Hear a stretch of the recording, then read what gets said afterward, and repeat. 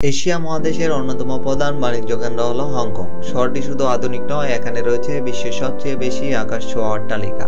পাশাপাশি হংকংকে বলা হয় পৃথিবীর সবচেয়ে ব্যয়বহুল শহরগুলোর একটি। আজকের পর্বে আমরা জানব হংকংয়ের অজানা বিষয় সম্পর্কে। হংকং শব্দের অর্থ হল সুগন্ধি বন্দর। প্রাচীনকালে এই বন্দর দিয়ে এক ধরনের সুগন্ধি কাঠ আমদানি রপ্তানি করা হতো, যা থেকে শহরটির নামের উৎপত্তি বলে ধারণা করা হয়।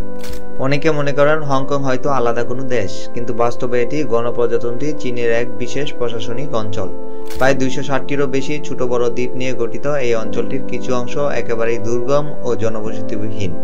1841 সালে প্রথম অফিম যুদ্ধের পর ব্রিটিশরা হংকং দখল করে নেয়। পরের বছর নানকিং চুক্তির মাধ্যমে এটি আনুষ্ঠানিকভাবে যুক্তরাজ্যের অধীনে চলে আসে।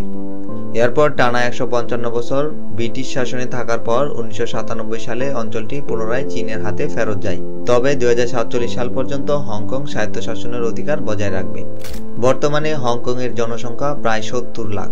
এটি বিশ্বের অন্যতম ঘনবসতিপূর্ণ নগরী। সীমিত জায়গায় বিপুল জনসংখ্যা সামলাতে এখানকার বেশিরভাগ ভবনই বহুতল। এজন্যই হংকংকে বলা হয় আকাশচুম্বী অট্টালিকার শহর। এখানে রয়েছে 1200-টিরও বেশি আকাশচুম্বী ভবন, যা নিউ ইয়র্কের তুলনায় 4 গুণ বেশি।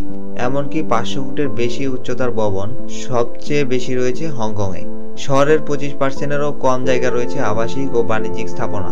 বাকি 40% অঞ্চল সংরক্ষিত আছে উদ্যান, পার্ক এবং বিনোদন কেন্দ্র হিসেবে। আর অবশিষ্ট অংশে বিস্তৃত রয়েছে সবুজ বনভূমি। হংকং দক্ষিণ পূর্ব এশিয়ার প্রধান বাণিজ্য ও আর্থিক কেন্দ্র। এখানকার মুদ্রা হংকং ডলার, যা বিশ্বের 13তম সর্বাধিক ব্যবহৃত মুদ্রা। এক হংকং ডলার প্রায় বাংলাদেশি 10 টাকার সমান। হংকং সিটিতে জীবনযাপনের খরচও আকাশচুম্বী। 2 রুমের একটি ফ্ল্যাট ভাড়া নিতে মাসে লাগে প্রায় 5,50,000 টাকা, আর এক কাপ কফির দাম প্রায় 650 টাকা। 2016 সালে হংকংকে আনুষ্ঠানিকভাবে বিশ্বের সবচেয়ে ব্যয়বহুল শহর হিসেবে ঘোষণা করা হয়। তবে আশ্চর্যের বিষয় হলো এখানকার ইন্টারনেট সেবা অত্যন্ত সাশ্রয়ী বা সস্তা। মাত্র 2000 টাকায় পাওয়া যায় প্রতি সেকেন্ডে 125 মেগাবাইট গতির সংযোগ। শহরের প্রায় 90% মানুষ গণপরিবহন ব্যবহার করে, তাই একে বলা হয় বিশ্বের সবচেয়ে কম ব্যক্তিগত গাড়ি নির্ভর নগরী। প্রতিদিন প্রায় 50 লাখ যাত্রী চলাচল করে এখানকার ট্রাম, বাস ও পাতাল রেল ব্যবস্থায়। হংকংয়ে এশিয়ার প্রথম ট্রাম লাইন চালু হয় 1888 সালে, যা আজও চালু আছে। বর্তমানে এখানকার ট্রাম সিস্টেমকে বিশ্বের সবচেয়ে পুরনো এবং বৃহত্তম 2-তলা ট্রাম নেটওয়ার্ক বলা হয়।